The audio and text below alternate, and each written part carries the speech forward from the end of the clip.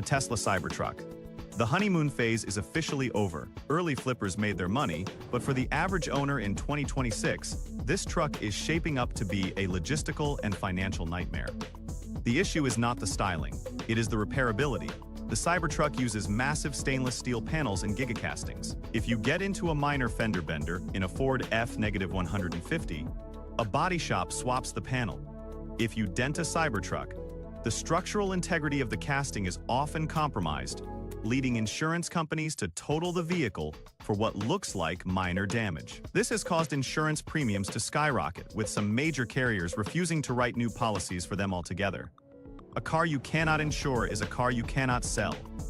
Furthermore, the promised capabilities are hitting the wall of reality. The 4,680 battery cells suffer from slow charging curves, throttling speeds halfway through a session.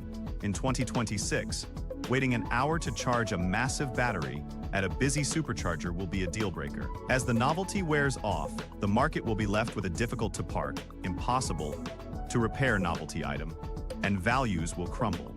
Verdict: uninsurable repair costs and fading hype equal a market crash.